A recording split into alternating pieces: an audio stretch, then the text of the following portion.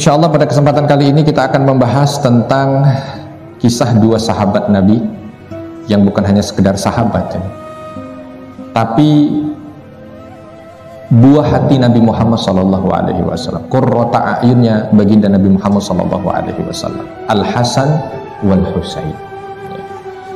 Ya, ini langsung diambil dua ini ya. Nah, karena judulnya udah terlanjur dua, jadi ya kita akan bahas dua tokoh ini. Walaupun kalau dibahas dua tokoh dalam waktu sampai syuruk pastinya tidak cukup, tapi kita cobalah secara singkat. Nanti kita ambil poin-poin yang paling penting untuk kita bersama. Yang pertama, Al-Hasan wal Husain adalah keturunan Nabi dari sisi laki-laki yang bisa hidup sampai Nabi wafat ya. Karena Nabi SAW itu punya putra, tapi semua putranya itu meninggal sebelum ya usia maksimal Ibrahim, itu usianya 2 tahun. Kalau Qasim, Abdullah ya, itu meninggalnya baru hitungan bulan meninggal, Dan ini cobaan bukan ringan buat orang Arab yang notabene-nya mereka itu belum punya anak, kalau belum punya anak laki-laki. Apalagi ini bukan orang biasa, Nabi. Kepala kabilah aja kalau dia tidak punya anak laki-laki, wah itu belum sempurna hidupnya. Ya, kalau orang biasa nggak dihitung lah. Tapi ini kalau kepala kabilah, apalagi kalau pimpinan antar kabilah, Uni Emirat, gitu ya. Atau ini ya, Ittihadul Qabail namanya itu ya. Ada beberapa kabilah kumpul pilih jadi satu pimpinan kabilah, kumpul pilih jadi. Itu kalau belum punya anak laki-laki belum sempurna. Kekuatannya jadi kurang. Tapi kalau banyak, wah. Makanya kakek Nabi ya, Abdul Muthalib kala itu azamnya ketika bermimpi diminta untuk menggali Zam-Zam, yang diminta dari Allah adalah punya anak laki-laki 10. Kenapa? Karena itu yang akan memperkuat posisi kedudukannya. Nah, Nabi SAW tidak memiliki itu ya. Anaknya yang hidup semuanya wanita. Zainab, Ruqayyah, Ummu Kulthum, Fatimah, 4-4-nya wanita semuanya. 3 di antara mereka wafat sebelum Nabi meninggal ya. Jadi Nabi itu lengkap, ditinggal ayah, ditinggal ibu, ditinggal kakek, ditinggal paman, bahkan ditinggal anak-anaknya ya. Beliau punya 7 anak, 6 meninggal berarti ya. Ini bukan ringan ya, ditinggal wafat, kita masih hidup, anak kita meninggal, itu bukan ringan. Apalagi bukan cuma 1, 6 ya, berat. Nah, ketika beliau itu mendapatkan cucu dari Fatimah radhiyallahu anha, dan cucunya ini laki-laki, maka bisa dibayangkan bagaimana bahagia ya. Artinya sudah punya keinginan. Nabi bukannya menafikan, karena memang Islam ketika hadir langsung mencoba untuk menegaskan bahwa tidak ada itu mitos anak laki lebih mulia dari anak wanita, itu tidak ada. Bahkan itu disebut sebagai keburukan gitu. Kalau ada orang yang lahir anak perempuan lalu wajahnya itu menghitam gitu, itu bahagian daripada keburukan akhlak dan keburukan iman. Sehingga ketika Islam datang nggak ada lagi perbedaan laki wanita tidak ada. Tapi budaya kan masih terkadang menjadi hukum yang tidak tertulis ya. Walaupun itu sudah semuanya mencoba untuk menafikan, tapi ada perasaan-perasaan itu yang tidak bisa dipungkiri. Maka ketika cucu Nabi ini lahir, wah ya, luar biasa kebahagiaannya. Yang lahir siapa dulu? Husain atau Hasan? Husain atau Hasan? Hasan atau Husain? Atau lahir bareng-bareng? Atau anak kembar? Biasanya kalau yang begini ini, kalau di tempat kita kan anak kembar ya, kembar siam ya. Lahir 2 laki semua, 1 Hasan, 1 Husain. Siapa duluan? Hah? Iya, sesuai ya, Al-Hasan. Biasanya kita sebutnya kan Hasan dan Husain ya, yang lahir pertama yang disebut awal Al-Hasan. Al-Hasan ibn Ali ibn Abi Thalib. Hasan duluan yang lahir ya. Jadi Hasan dan Husain ini bukan saudara kembar, bukan. Bukan lahir bersamaan, bukan. Ya. Berjarak. Hasan duluan tahun 3 Hijriah, lalu Husain tahun 4 Hijriah. Lalu nanti adiknya lagi Muhsin tahun 5 Hijriah. Ya. Lalu nanti ada lahir berikutnya wanita Ummu Kulsum namanya. Lalu lahir berikutnya di tahun berikutnya Ruqayyah. Jadi 5 tahun berturut-turut Fatimah radhiyallahu anha melahirkan putra dan putri dari Ali radhiyallahu anhu. Ya. Baik. Nah, yang terkenal hanya Hasan dan Husain saja. Dan terus gimana cucu-cucu yang lain ini? Ya kan punya ada Hasan, Husain, Muhsin, Ummu Kulsum, Ruqayyah, ada 5. Misalkan ada yang tanya. Ya, ada satu lagi kalau tidak salah Zainab, ya. Yang nanti ikut serta semua saudara-saudaranya ini dalam kejadian Karbala, ya. Baik, Al-Hasan, Al-Husain. Kenapa yang terkenal? Kita cerita dulu kelahirannya. Ali radhiyallahu anhu ketika lahir, ya, beliau itu nikah di tahun kedua Hijriah. Dicepet ya. Nikah tahun kedua Hijriah. Di saat kita bahas sahabat Ali, kita sudah bahas tentang bagaimana pernikahan dari sahabat Ali dan Fatimah radhiyallahu anhuma. Nikah 1 tahun berikutnya punya putra. Ada beberapa riwayat. Ketika beliau ini punya putra, yang pertama dikasih nama Hamzah. Ya, ya ini biasa orang Arab dulu itu kalau lahir anak biasanya dikasih nama pendahulunya. Ya. Siapa yang dia sukai dari pendahulunya supaya nanti punya keberanian, ya, punya kemuliaan seperti pendahulunya. Maka anak pertama dikasih Hamzah. Nggak lama kan jaraknya, kalau 1 tahun 3 Hijriah ke 4 Hijriah. Anak kedua dikasih nama Ja'far. Ini nama-nama apa, paman-pamannya yang jago-jago. Nah, ketika lahir 2 anak ini, Nabi tanya ketika lahir yang terakhir, yang Ja'far, nama anakmu ini apa sebabnya? Disebutlah oleh Ali gini.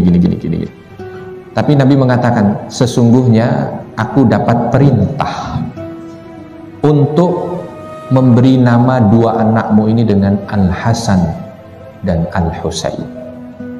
Perintahnya berarti dari siapa? Dari siapa? Dari Allah. Ya. Perintahnya dari Allah. Mau Nabi dapat perintah dari siapa lagi? Nggak mungkin perintah dari Fatimah, nggak mungkin. Ya, nggak mungkin perintah dari Allah, wahyu yang disampaikan oleh Jibril kepada Nabi. Maka beberapa ahli sejarah menyampaikan nama Al-Hasan dan Al-Husain ini nama yang langsung dari surga. Ya, nggak ada orang Arab sebelumnya yang namanya Al-Hasan dan Al-Husain. Ya. Hasan dan Husain ini seolah nama baru yang belum pernah ada. Jadi seolah seperti kakeknya.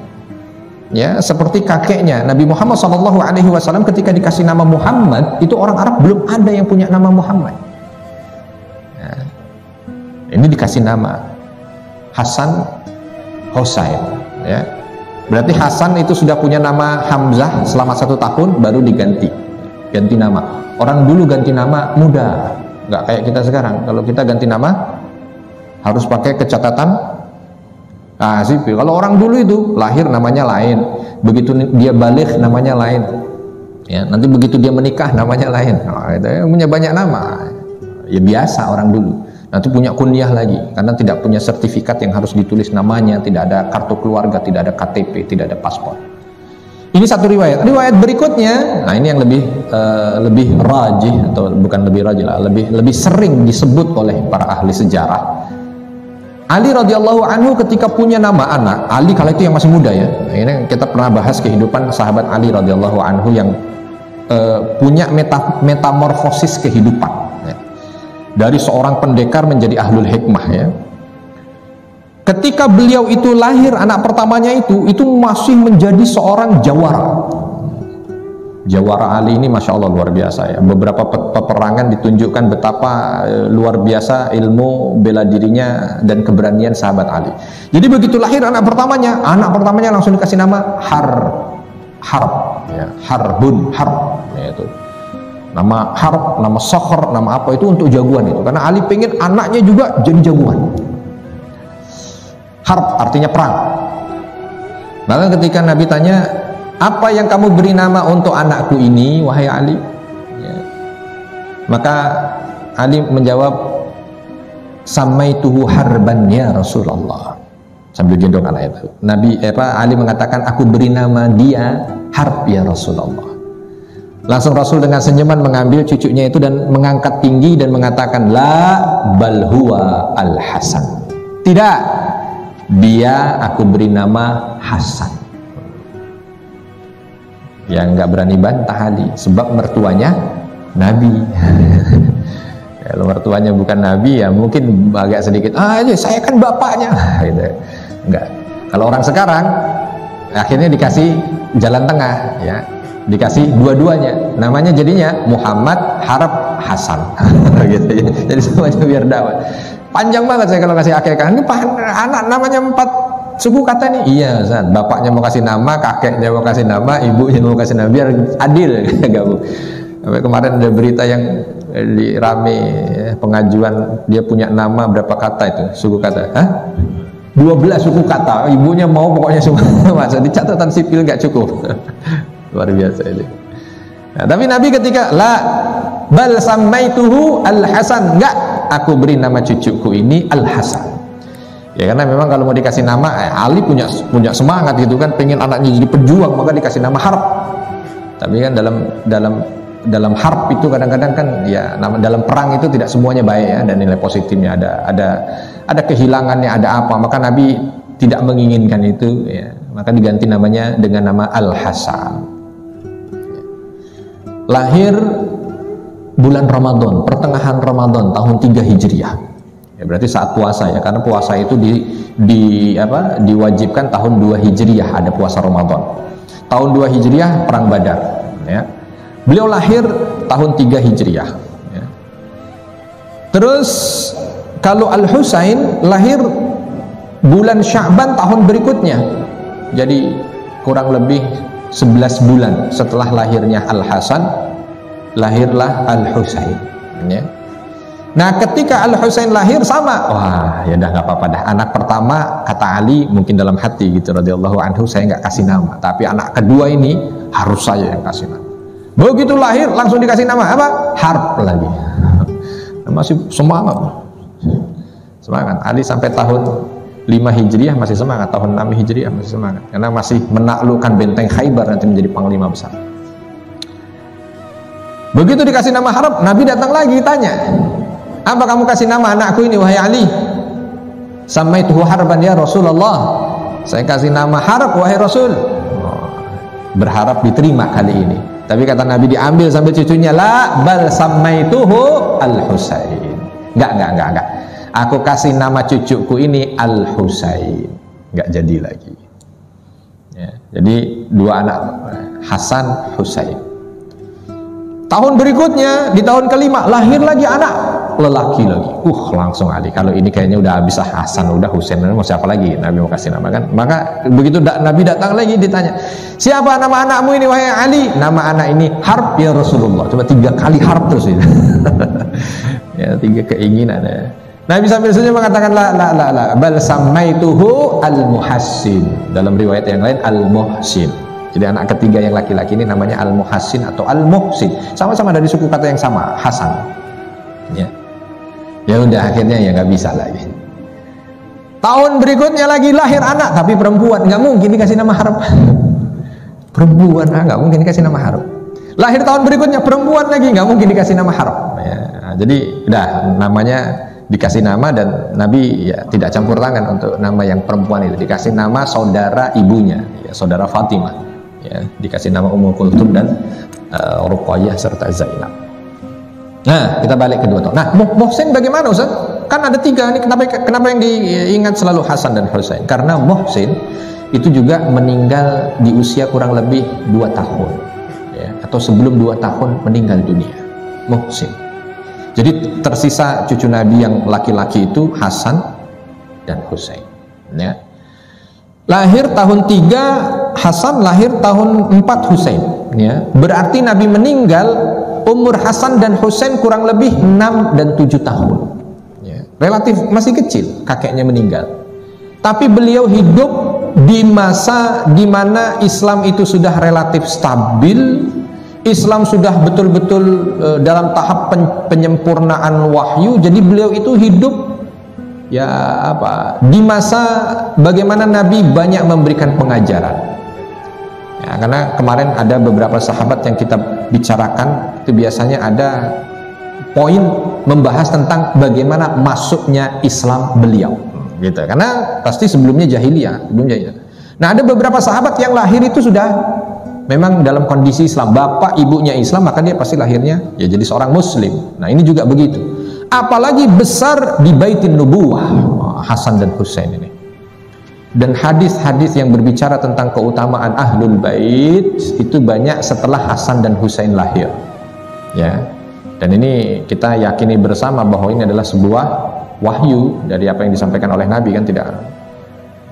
Bahkan termasuk Umar bin Khattab radhiyallahu anhu kala itu berkali-kali datang untuk melamar putrinya Ali radhiyallahu anhu, disebabkan hanya karena satu hadis Nabi sallallahu alaihi wasallam, la yang qati' as-sabab wan nasab, ya, kullu syai'in yang qati', semua itu akan terputus dari sebab dan nasab ketika nanti sudah sampai di akhirat, kecuali sebab dan nasab dari Ahlul Bait, ya, dari sebab dan nasabnya keluarga Nabi, maka berlomba-lomba untuk bisa menjadi keluarga Nabi, ya, kemuliaan yang dimiliki dari keluarga Nabi.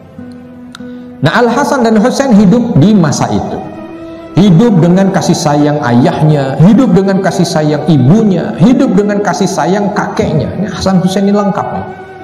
Bapaknya Ali, waduh, ini orang pertama yang masuk Islam dari karangan anak muda, nggak diragukan lagi bagaimana Islamnya. Ibunya Fatimah, anak kesayangan Nabi Muhammad SAW.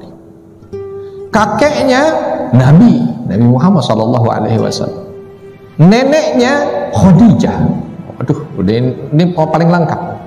Ya, kemuliaan nasab berkumpul pada putra dan putrinya Ali dan Fatimah, Hasan dan Husain dan saudara-saudara wanitanya. Ya. Nah, Hasan dan Husain karena memang usianya beliau itu maksimal 7 tahun, ya, 6 sampai 7 tahun di saat Nabi wafat, maka praktis tidak ada cerita perang antara Hasan Husain bersama dengan Nabi, nggak ada. Oh, Hasan dan Husain ini kok nggak pernah ada ceritanya ikut perang Badar. Perang Badar ini belum dibuat, ya. Hasan dan Husain belum lahir perang Badar. Perang Uhud, perang Khandaq, perang Khaybar, perang Fathu Makkah masih kecil-kecil, ya, masih 6 dan 7 tahun maksimal ketika beliau. Berarti kan usianya masih 2 tahun, masih 3 tahun, masih 4 tahun dalam proses bagaimana penyebaran Islam di masa Nabi Muhammad SAW. Jadi praktis ketika Nabi SAW itu hidup, Hasan dan Husain lebih banyak di rumah. Cerita Hasan dan Husain lebih banyak ya kehidupan seperti anak-anak, main. Beberapa kali saja ketika Nabi lagi berkhutbah, Hasan datang, Husain datang, ceritanya kan. Ketika Nabi lagi pengajian begini, Hasan kadang-kadang dan Husain kejar-kejaran, ya namanya anak usia 5 tahun, 4 tahun. Lalu Nabi turun dari mimbarnya, ngangkat dulu, ya, terus digendong bareng. Atau kadang-kadang ketika lagi jadi imam naik di atas. Jadi ceritanya itu cerita anak-anak semua di masa Nabi Muhammad SAW. Baru ketika masuk di masa Umar, ya, di masa Umar usianya sudah menginjak 10 tahun, ya, masih udah mulai kelihatan. Nah, karena anak dulu itu 10 tahun itu sudah ikut berperang, Pak. Anak sekarang 10 tahun juga sama berperang lewat game online. Itu bedanya. Anak 10 tahun zaman dulu ketika perang Uhud, Nabi itu sampai berhenti di satu daerah namanya Sekhan, ya, sebelum sampai ke Uhud, pertengahan antara dia itu Jumat malam beliau berangkat, ya, Jumat asar beliau berangkat, jalan bawa kurang lebih 1000 pasukan tuh sampai di daerah Sekhan. Beliau berhenti dulu, ya, untuk diinspeksi, ya, berapa orang ini yang ternyata yang relatif banyak ikut itu anak-anak di bawah 10 tahun. Anak 10 tahun sudah bawa pedang, sudah siap berangkat, ya. Maka Nabi langsung minta ini pulang karena belum cukup. Ada yang diantara mereka langsung jinjit supaya tetap masuk ukuran gitu ya. Karena kan nggak dilihat KTP, mana KTP berapa tahun kan nggak dilihat ya, yang penting kelihatan badannya aja. Maka ada seorang anak yang namanya Rafiq kala itu ya, karena badannya udah besar, Nabi bilang ini masuk, yang ini pulang. Yang agak pendekan protes, ya Rasul, lahirnya duluan saya daripada dia, cuman dia banyak makan, jadi badannya besar, saya kecil, nggak bisa, saya ikut, kalau dia boleh ikut, saya ikut. Kata Nabi, saya tunjuk dia bukan cuma karena besar badan, tapi karena dia jago gulat. Oh kalau gitu saya tanding gulat sama dia, kalau saya menang saya harus ikut. Coba bayangkan, anak umur 10 tahun semangatnya untuk membela agama luar biasa. Jadi ketika Nabi wafat, usia Hasan Husain masih 6-7 tahun, Abu Bakar naik ya kurang lebih 2 tahun, maka ketika Abu Bakar meninggal dunia usianya juga masih antara 9 dan 10 tahun, masih anak-anak juga. Baru di masa Umar ya, di masa Umar beliau usianya sudah mulai belasan ya. Di masa Utsman nah sudah mulai nampak ya usianya sekitar 20 tahun. Usianya udah usia yang relatif dewasa kan, sudah 20 tahun apa. Nah, baru banyak sejarah terukir itu di antara mereka itu di masa kekhalifahan Utsman bin Affan radhiyallahu anhu. Dan memang al-ism ala musamma, walaupun tidak semua orang begitu, tetapi Hasan dan Husain ini namanya itu sama dengan sifatnya persis. Hasan itu artinya baik, Husain juga baik itu ya. Jadi orangnya itu luar biasa baik, baiknya luar biasa. Ini Hasan dan Husain. Semua manakib yang menceritakan tentang sejarah dan keutamaannya Hasan dan Husain tidak ada kecuali hanya sifat lembut hatinya saja. Itu Hasan dan Husain. Enggak mau perpecahan, lembut dari kecil. Ada beberapa riwayat beliau ketika kecil itu nggak bisa ngelihat burung ada yang sulit, beliau lepas. Nggak bisa ngelihat ada hewan yang kelaparan, beliau datang untuk kasih makan. Hasan dan Husain. Ya, dan tumbuh dengan fisik yang menyerupai Nabi. Makanya ketika kecil aja, di saat Abu Bakar lagi gendong Hasan itu, nah, orang Arab juga sama dengan kita, kalau lagi gendong kan biasanya ngajak ngobrol anak itu ya sambil apa, ada sedikit nasyid lah gitu ya. Sama Abu Bakar juga begitu. Ya, begitu gendong Hasan tuh selalu kalau gendong Hasan tuh yang diucapkan beliau syabihun bin Nabila syabihun bi Ali gitu. Anak ini lebih apa, mirip dengan Nabi, tidak mirip dengan engkau wahai Ali. Ali yathak gitu ya, dalam riwayat Ali ketawa dengar gitu ya, bukan marah ya, ketawa. Kenapa disebut mirip dengan Nabi? Kan kemuliaan. Kalau disebut mirip dengan Firaun baru marah. Ya, mirip dengan Namrud baru marah. Mirip dengan Nabi, senyum. Ali juga senyum, senang gitu. Karena memang secara fisik lebih mirip Nabi dibanding Ali. Cucunya ini, ya wajarlah cucunya Nabi kan ya. Jadi cucunya ini dua ini lebih mirip pada kakeknya ya. Lebih mirip pada Nabi Muhammad SAW dari kecil sampai dengan besar. Raut mukanya itu raut muka Nabi Muhammad SAW. Bahkan Anas bin Malik radhiyallahu anhu yang ya usianya juga nggak jauh-jauh ya, walaupun lebih tua tapi bedanya paling 10 tahun itu ya, mengatakan kalau rindu dengan baginda Nabi Muhammad SAW maka melihat Hasan dan Husain. Ya. Beliau di masa kekhalifahan Umar lebih banyak di Madinah ya. Bagaimana beliau menjadi pionir anak-anak muda pada masa itu. Maka pionir sahabat-sahabat muda itu adalah cucu-cucu Nabi ini. Makanya Nabi SAW juga mengatakan inna bnai hadza sayyidu syabab ahlul jannah, bahwa dua cucuku ini yang menjadi penghulu dari pemuda-pemuda surga. Ya, orang memang betul-betul itu yang menggarap. Pokoknya di masa kekhalifahan Umar, di masa kekhalifahan Utsman itu yang diminta untuk menggarap pemuda itu adalah Hasan dan Husain. Maka kalau kita dengar ada Abdullah bin Umar dengan berbagai macam kegemilangannya, lalu kita dengar ada siapa lagi, Abdullah bin Abbas dengan segala kegemilangan, Abdullah bin Amr bin As dengan segala kegemilangannya, koordinatornya, motivatornya Hasan dan Husain. Ya, Al-Hasan dan Al-Husain memang betul-betul pelopor kebaikan ya. Tidak pernah orang-orang melihat ada kesalahan-kesalahan yang ada pada Al-Hasan dan Husain. Jadi memang beliau ini tidak maksum, tetapi Masya Allah luar biasa ya. Ini yang terlihat. Nah, paling menonjol lagi nanti di masa ketika kekhalifahan Utsman itu berakhir, ketika para pemberontak membunuh sahabat Utsman ya, barulah ini banyak cerita tentang Al Hasan dan Al Husain. Nah, kalau mau ceritakan semuanya dari masa muda, masa nanti kita ada poin. Kalau biasanya sahabat-sahabat itu di masa tengahnya yang lebih kita gemukkan ceritanya. Nah, kalau ini mungkin dua sahabat yang mulia ini kita gemukkan ceritanya di masa akhir beliau. Karena ada fitnah besar yang hadir di akhir masa hidup beliau. Ya. Nah, ketika Utsman bin Affan radhiyallahu anhu itu dikepung pemberontak, Hasan dan Husain itu ada di sana. Maka Hasan dan Husain itu yang menjaga khalifah Utsman itu di garis depan dengan pedang terhunus. Ya, untuk menjaga. Jadi kalau ada yang bilang katanya ada kebencian antara sahabat Ali dengan Utsman, lalu ada itu fitnah semuanya. Karena fakta membuktikan yang menjaganya Hasan dan Husain. Sampai sahabat Utsman radhiyallahu anhu yang kala itu meminta agar Hasan dan Husain pulang, supaya tidak menjadi korban dari para pemberontak itu. Ya, Utsman yang mengatakan, pulanglah wahai cucu Nabi, karena ini urusanku dengan mereka, supaya tidak jatuh korban lebih banyak. Tadinya menolak mereka karena ingin melindungi khalifah, tapi karena diminta maka beliau berdua pulang. Ya. Nah, ketika pulang ternyata pemberontak masuk dan meringsek untuk bisa membunuh khalifah kala itu. Maka orang yang pertama kali untuk bisa melaksanakan jenazahnya, orang yang pertama Hasan dan Husain. Ya tentu dengan bapaknya, kan nggak mungkin Hasan dan Husain sendiri kalau nggak ada bapaknya gitu. Ya, jadi kalau ada orang yang mengatakan nanti dari kubu yang sebelah sini yang mengatakan bahwa Ali tidak peduli dengan Utsman, Ali itu ya fitnah. Ya, begitu juga nanti dari kubu yang sebelah sini akhirnya ada terbentuk Syiah yang seolah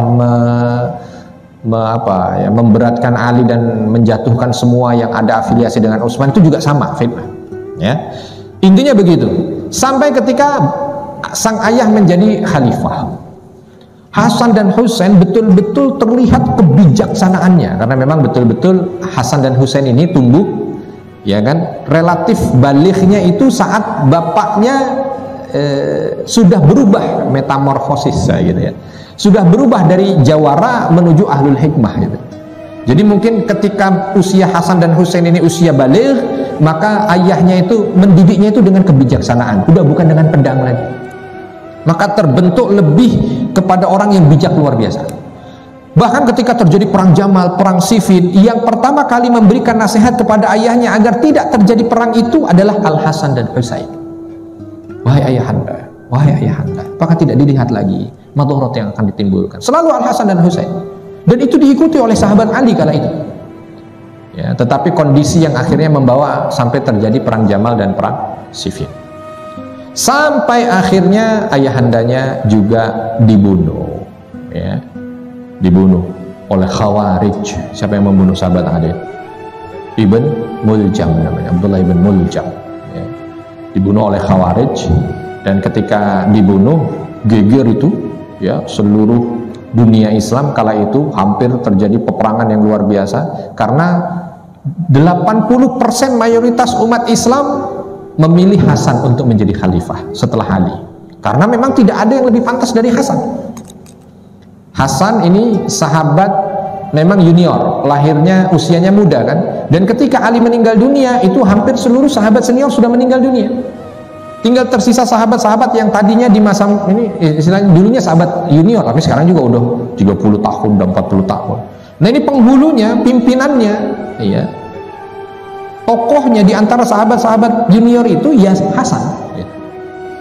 Jadi kalau misal ada pemilihan, ya, di antara para sahabat-sahabat yang ada, siapa yang diminta untuk dijadikan khalifah, niscaya semua akan berbaiat kepada Hasan seperti dulu para sahabat berbaiat pada Abu Bakar. Karena pada masa itu, ya, itu memang betul-betul yang terlihat nampak menjadi khalifah mumpuni adalah Hasan. Ya. Tetapi ketika bayangkan nih, kalau nggak kekuatan jiwa yang luar biasa, beliau cucu Nabi. Ya, Al Hasan ini cucu Nabi.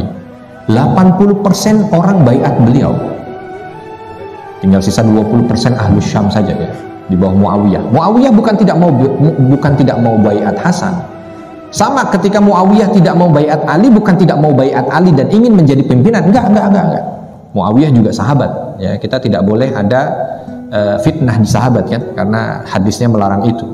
Beliau sahabat, tetap didoakan radhiyallahu anhu. Tetapi Muawiyah kala itu meminta kepada sahabat Ali ketika Utsman terbunuh, jangan dulu pilih khalifah, selesaikan dulu masalah ini. Hukum kisos yang bunuh, hukum kisos dulu yang bunuh, baru kami bayat. Tapi sahabat Ali punya pendapat lain, tidak. Pilih dulu pimpinan, tentukan dulu pimpinan, baru nanti akan lebih mudah untuk mengusut. Terjadi tajam masalah di antara keduanya sehingga terjadi perselisihan yang menyebabkan perang Siffin, ya kan? Tetapi dari peperangan itu masing-masing ijtihad, ada yang benar, ada yang salah. Walaupun kita sekarang ketika sudah membaca sejarah, ya kita lebih membenarkan bahwa sahabat Ali dalam posisi yang benar di saat terjadi perselisihan antara sahabat Ali dengan sahabat Muawiyah. Ya. Kenapa? Karena di antara dalilnya ada sahabat yang namanya Ammar bin Yasir. Ammar bin Yasir ini ketika beliau hijrah bersama dengan Nabi bangun Masjid Nabawi. Ketika bangun Masjid Nabawi itu yang lain bawa 10 bata contohnya ya. Beliau bawa 20 bata, 2 kali banyak. Lalu Nabi memuji beliau. Karena memang postur tubuhnya besar Ammar bin Yasir. Nah, ketika beliau memuji sambil jalan beliau menyampaikan, ini wahyu juga gitu kan, bahwa sataktuluka fi'atun bariyah, kamu nanti akan dibunuh oleh pemberontak, kematianmu dibunuh oleh pemberontak. Dan terjadi dan ketika terjadi perang Siffin ini, Ammar bin Yasir ada pada pihak Ali, ya, dan dibunuh oleh pihaknya Muawiyah. Berarti kan ini seolah udah isyarat gitu ya. Cuman ijtihad, sekali lagi ijtihad. Nah, kita nggak ambil itu. Kita fokus kepada sahabat Hasan dan Husain. Nah, ketika sahabat Hasan ini ayahnya meninggal dunia, dibayat untuk menjadi khalifah kala itu. Beliau ada di Madinah kala itu.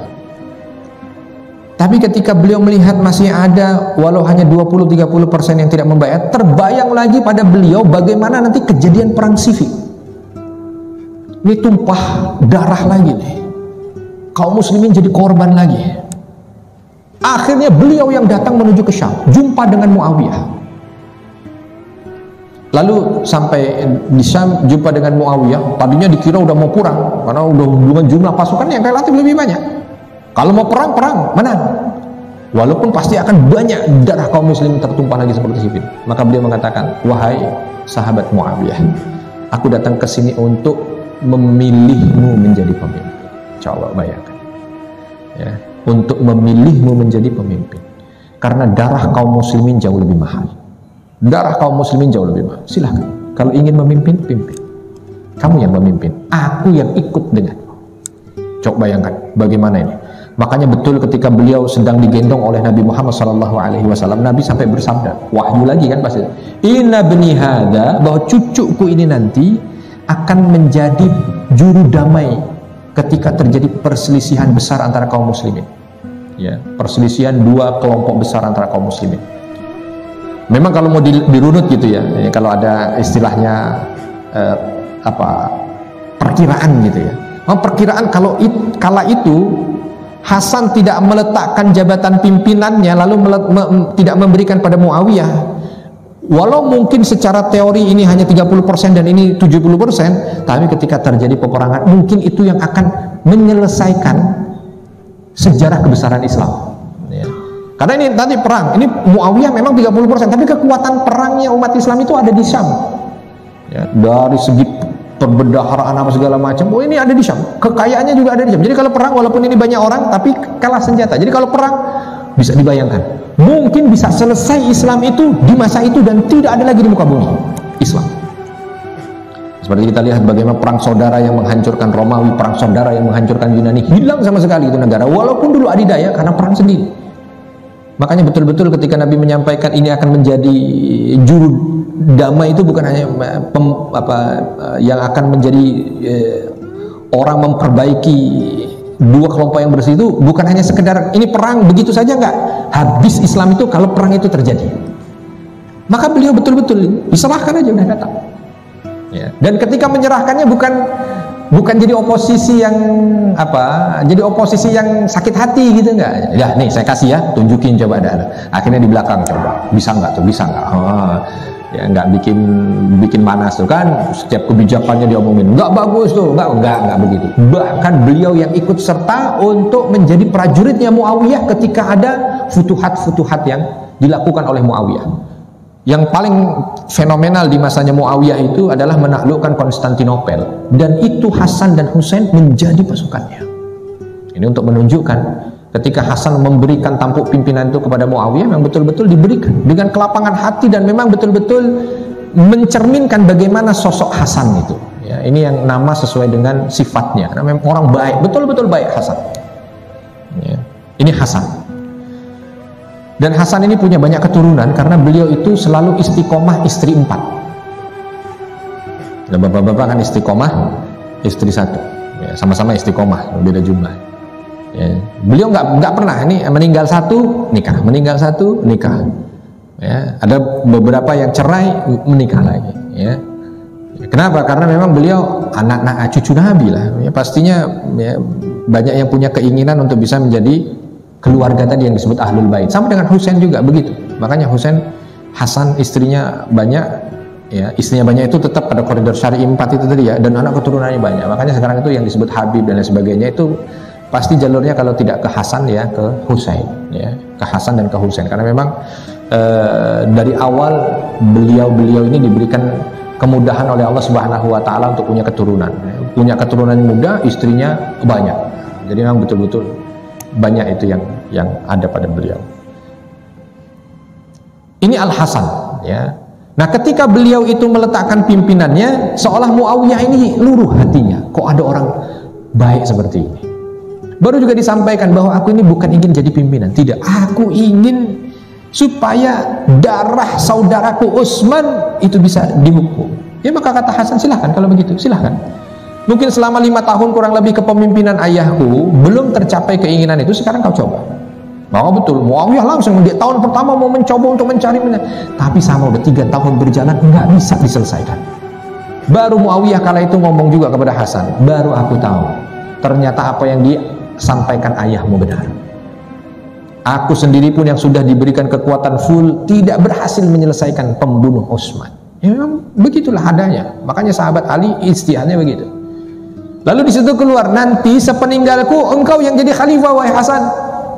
Muawiyah bilang begitu. Sepeninggal, nih selesai.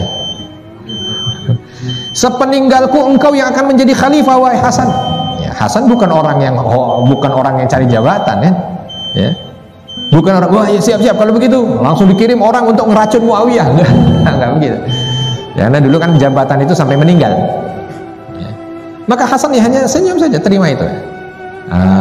Ternyata ada yang tidak benar gitu ya. Intinya tidak benar, kenapa? Karena indikasi tidak benarnya itu mengarah pada kematian Hasan. Hasan ibn Ali itu meninggal di tahun 51 Hijriah, itu meninggal dengan diracun, ya, meninggal dengan diracun. Husain kala itu saudaranya datang, ya, bertanya kepada kakaknya ini, siapa yang meracunmu wahai Hasan? Hasan dalam kondisi yang sudah teracuni dan sekarat itu senyum, jumpa wajah saudaranya, senyum sambil mengatakan, tidak perlu dicari siapa yang meracun.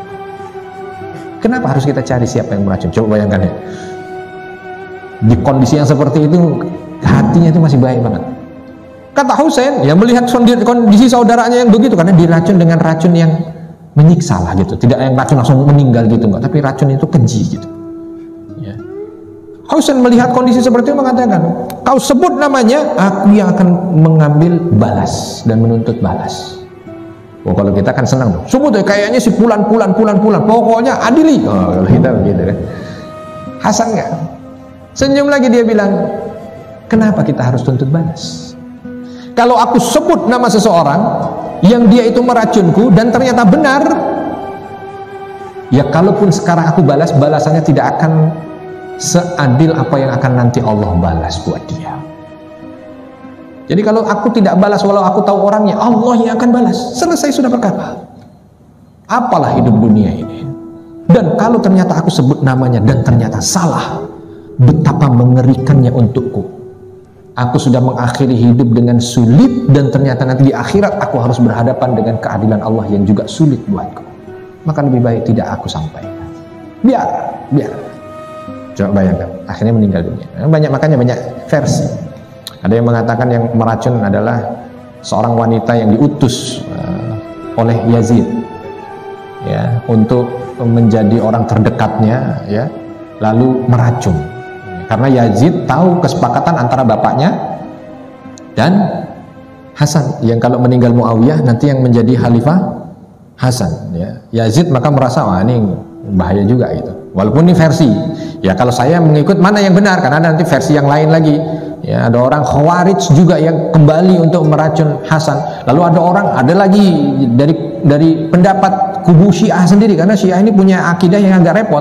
Mereka punya akidah yang 12 imam maksum, 12 imam itu tidak pernah berbuat salah. Tapi di sisi lain mereka punya akidah bahwa Muawiyah itu kafir, gitu. Tapi yang repotnya kan Hasan ini imam kedua setelah Ali, ya.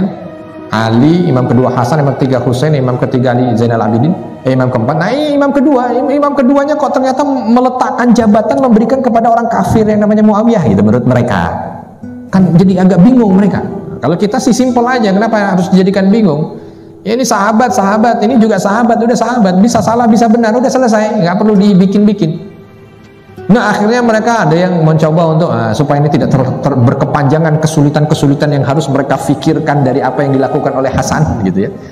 Lebih parah lagi mungkin dalam bayangan mereka, kalau Hasan hidup ternyata Yazid yang ngambil pimpinan dan dia juga gitu. Ini jadi akhirnya diracun.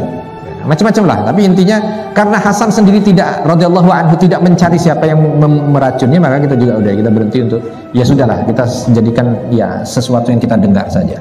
Tapi Hasan diracun saat Muawiyah masih hidup. Jadi seolah perjanjian itu batal, ya.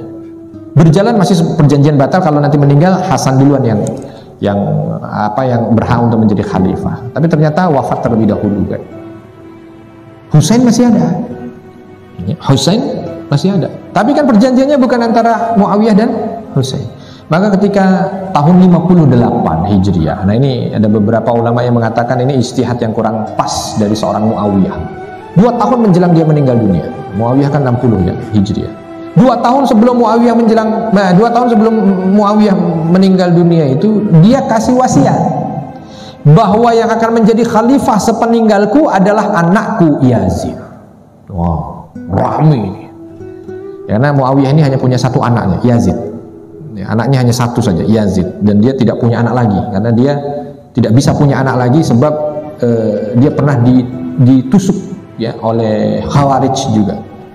Ya, di masa di mana penusukan juga dilakukan kepada Ali dan dilakukan juga kepada Amr bin As di Mesir, tapi yang berhasil untuk dibunuh hanya sahabat Ali. 2 ini selamat, tetapi selamatnya Muawiyah juga tertusuk.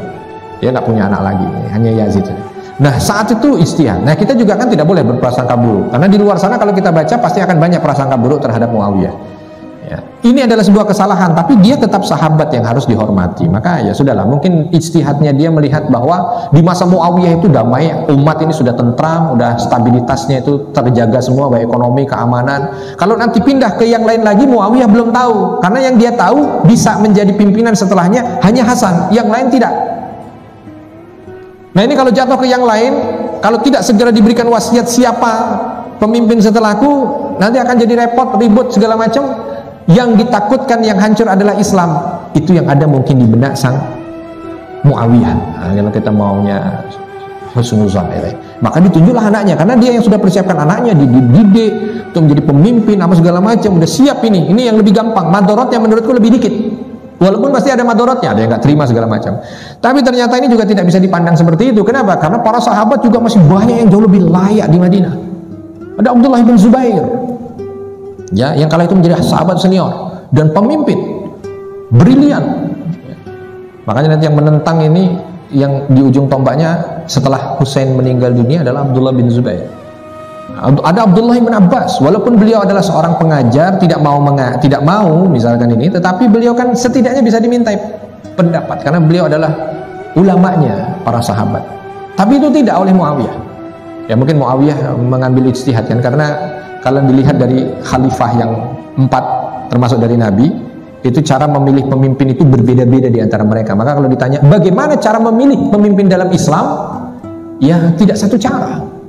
Kalau kita lihat Nabi Muhammad SAW, ketika beliau ingin meninggal dunia, memberikan isyarat saja ke Abu Bakar. Abu Bakar disuruh jadi imam sholat, Abu Bakar disuruh jadi imam. Jadi seolah ada isyarat bahwa pemimpin setelah Nabi Muhammad wafat adalah Abu Bakar. Karena ada isyarat-isyarat. Nabi tidak nunjuk, Nabi tidak ngomong, Nabi tidak minta, enggak. Tapi hanya isyarat saja. Maka mengarahlah setelah itu pada Abu Bakar. Abu Bakar sebelum meninggal dunia dipanggil semua sahabat senior, diminta pendapat. Kalau aku, kata Abu Bakar, pendapatku kalau aku meninggal dunia, maka yang paling cocok menjadi pimpinan kalian adalah Umar. Bagaimana denganmu? Ya, semua orang mengatakan Umar. Maka penunjukan, disinilah ada penunjukan yang akhirnya diambil dalil bagi mereka yang punya kerajaan. Nah, ya. Aku tunjuk pengganti setelahku. Cuman bedanya kalau Abu Bakar nggak nunjuk anaknya, Abu Bakar nggak nunjuk saudaranya, karena Umar dengan Abu Bakar nggak punya hubungan keluarga. Yang sekarang nunjuk, aku tunjuk. Siapa yang kau tunjuk? Anakku.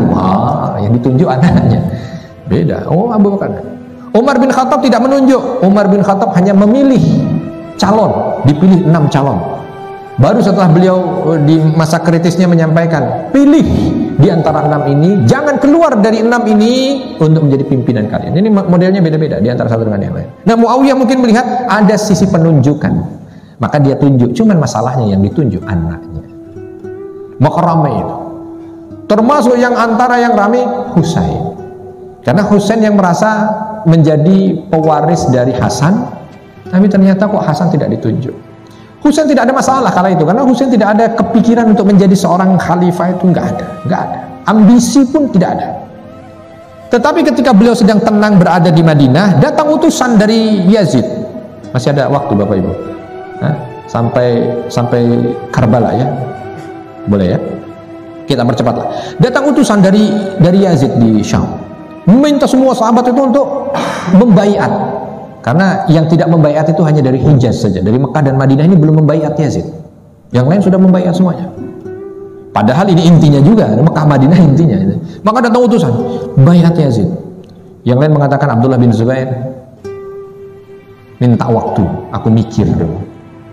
Boleh kalau begitu, silahkan pikir. Tapi begitu dikasih waktu pikir sekian hari, justru tidak menyampaikan pendapatnya, Abdullah bin Zubair pergi ke Mekah. Menjauh dari Syam kan ke selatan. Ditanya sampai di sampai di Husain. Ketika Husain ditanya, baiat Yazid untuk menjadi pemimpin. Tapi Husain mengatakan, aku pun seperti dengan sahabat-sahabat, minta waktu untuk berpikir. Ya sudah berpikir.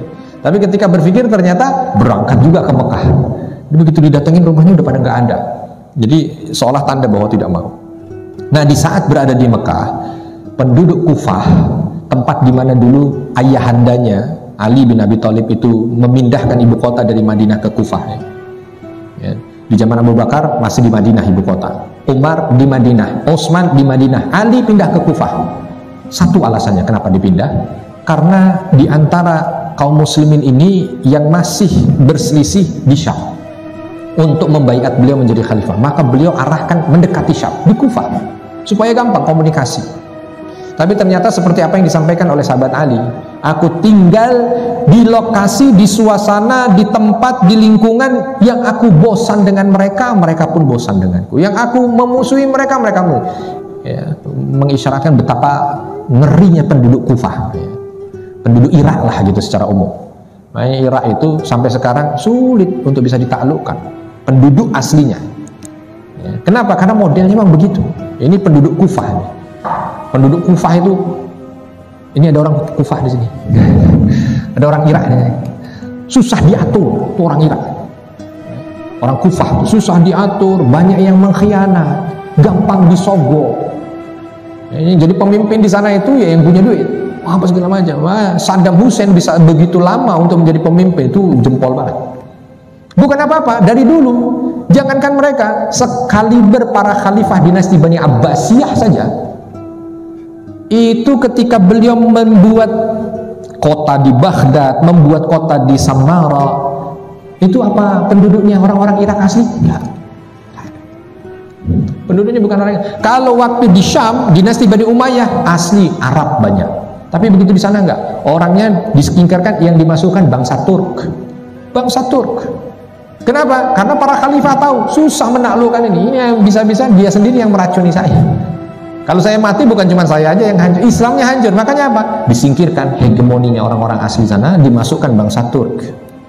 Di sini celahnya. Sama ketika itu juga begitu. Cuman masalah ini mungkin ya namanya manusia ada khilafnya. Datang surat banyak dari Kufah kepada Husain di Mekah.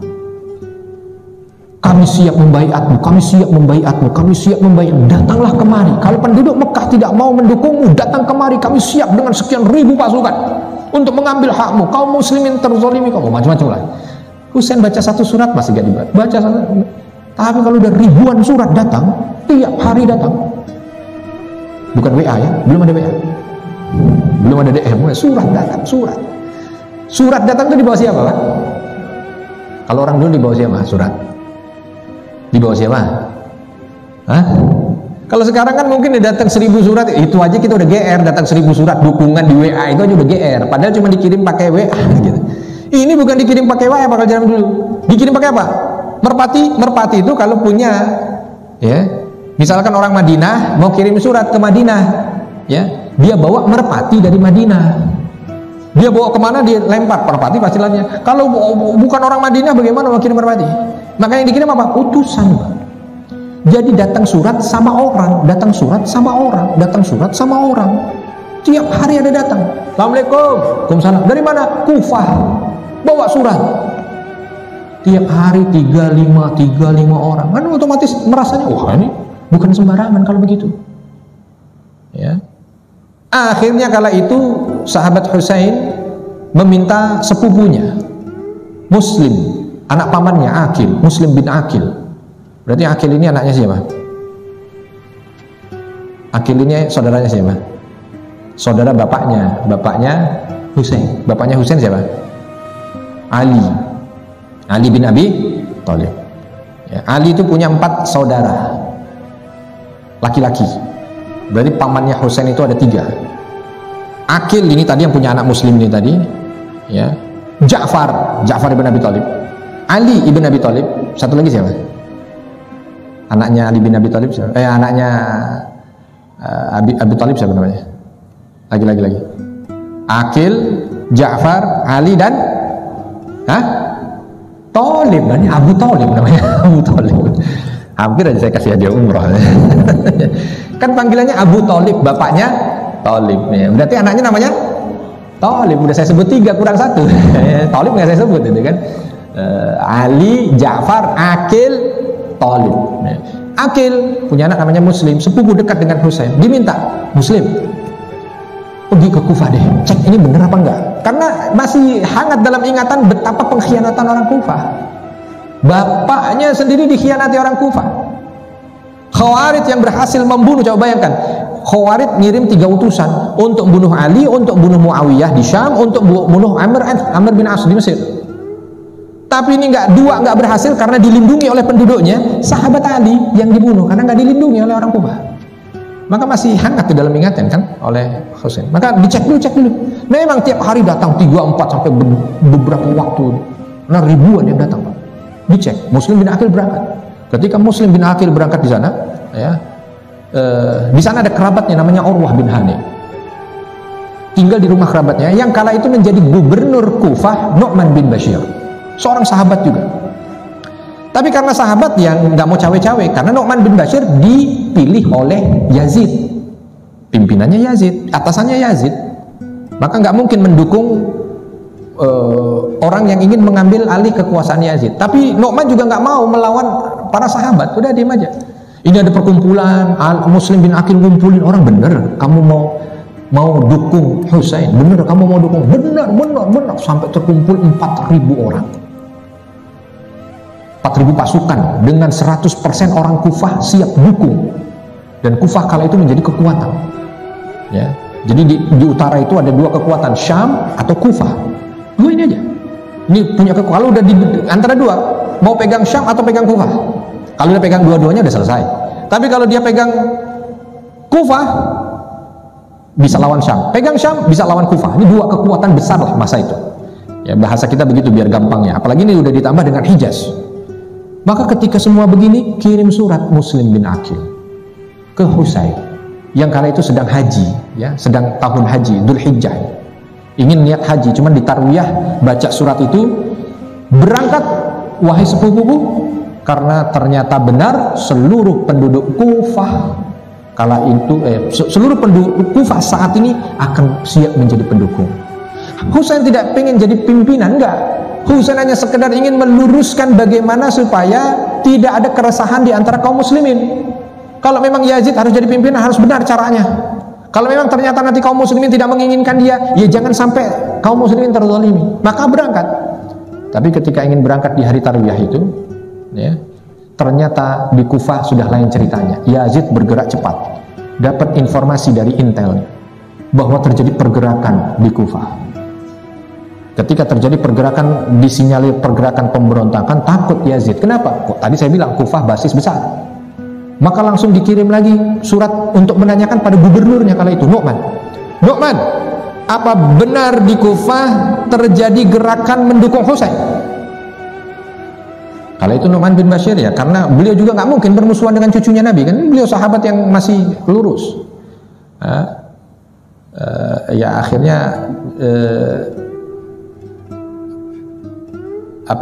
Nu'man tidak banyak berbicara, Nu'man tidak banyak apa segala macam, dan ya intinya kala itu Nu'man tidak berpihak. Karena tidak berpihak dan tidak mau mendukung Yazid, diturunkan, diganti seketika dengan gubernurnya Yazid yang ada di Basrah untuk menguasai Kufah sekaligus, yang namanya Ubaidillah bin Ziyad.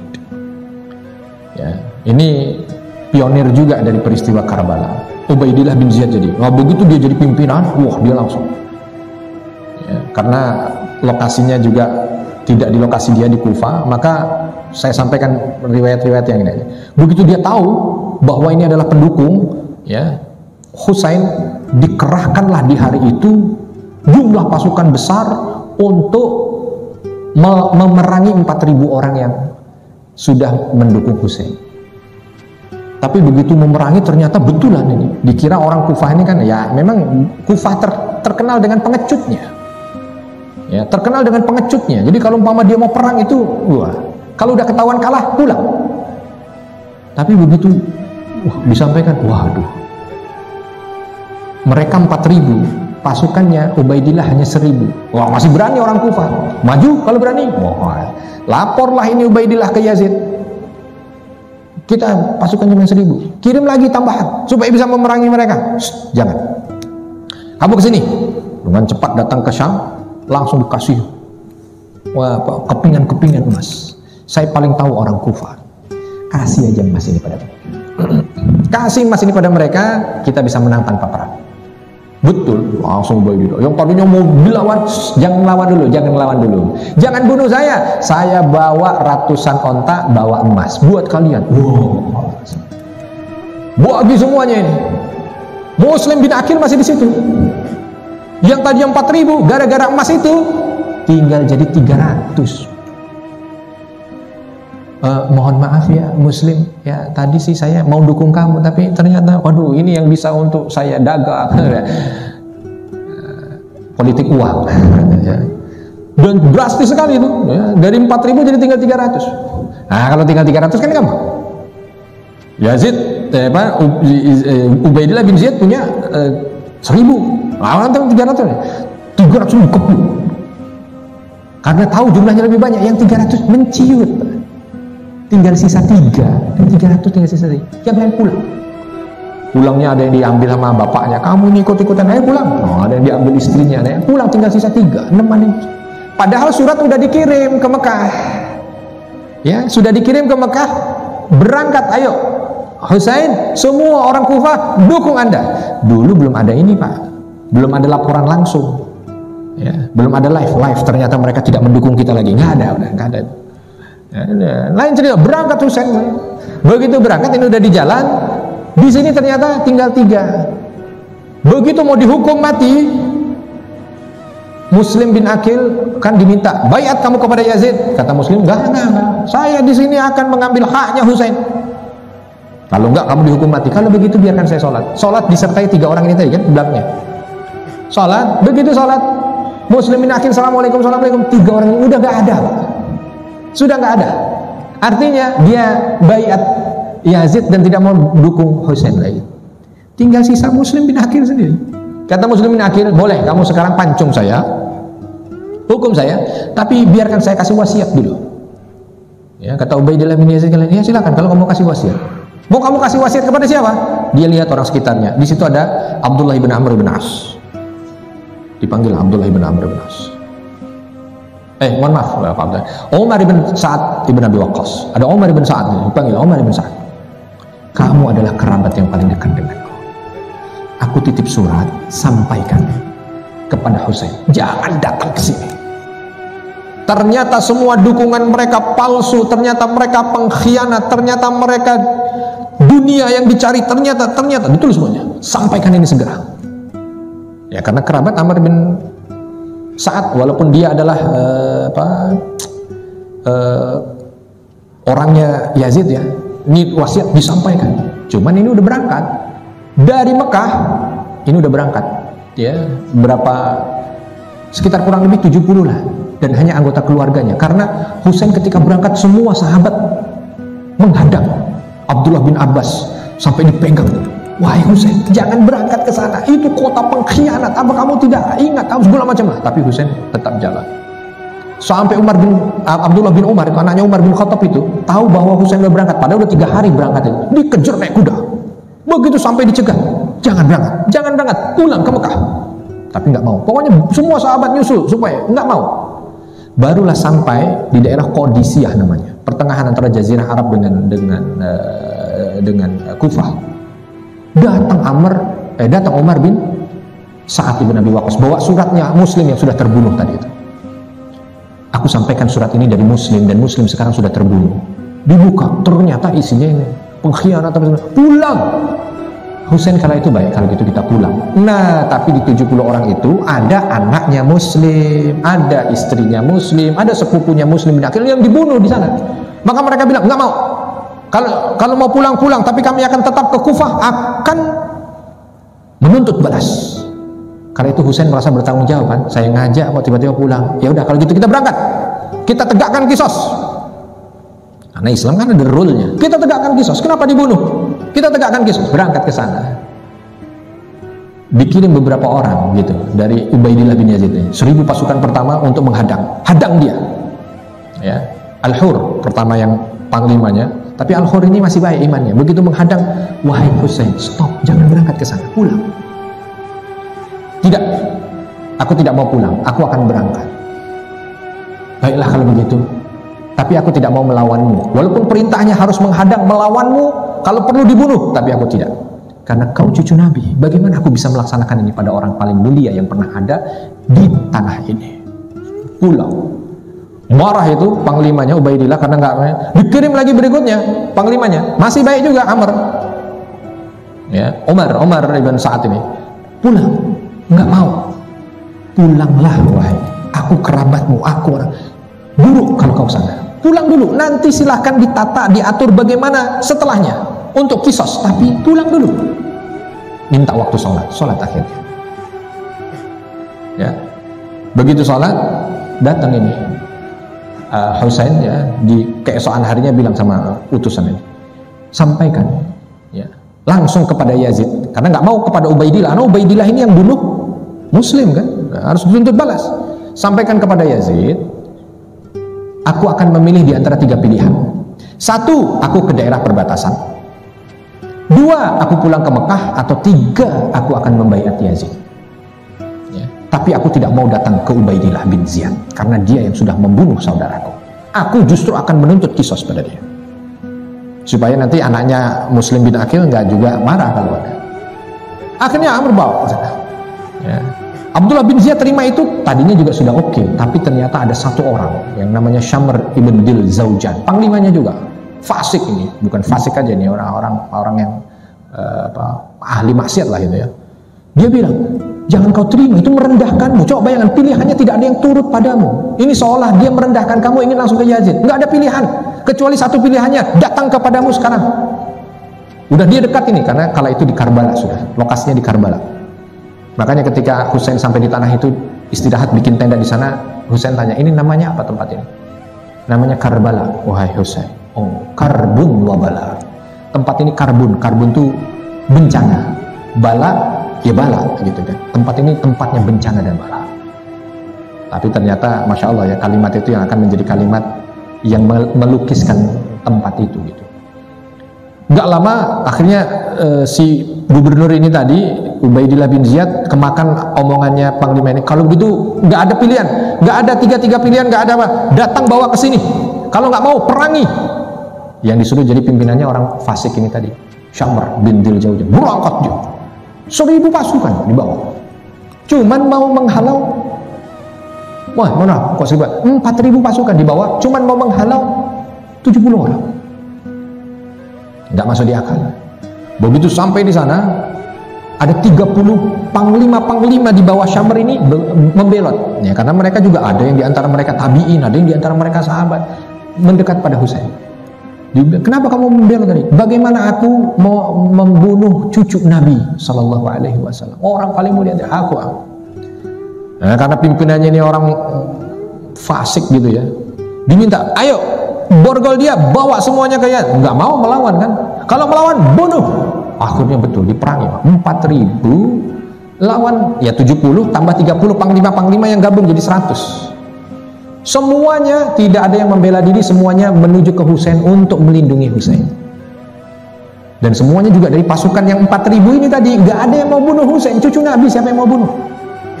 Yang dibunuh orang yang melindunginya aja, ya mau nggak mau orang dibunuh. Sampai tinggal tersisa 1. Dan 100 orang yang ada di sekelilingnya sudah meninggal semua, tinggal tersisa 1. Nggak ada yang berani bunuh. Syamr bilang bunuh, nggak ada yang berani bunuh. Ya akhirnya Syamr sendiri yang maju dengan beberapa orang, akhirnya diperangi Husain, ya karena memang sudah melawan sekian ribu orang, tentu tidak banding. Husain jatuh, dan ketika jatuh diminta untuk dipastikan untuk meninggal, dan terakhir begitu udah pasti meninggal, dipenggal kepalanya oleh Syamr bin Diljaujan untuk dibawa kepalanya, ya ditunjukkan sebagai hadiah kepada Ubaidillah bin Ziyad. Ya.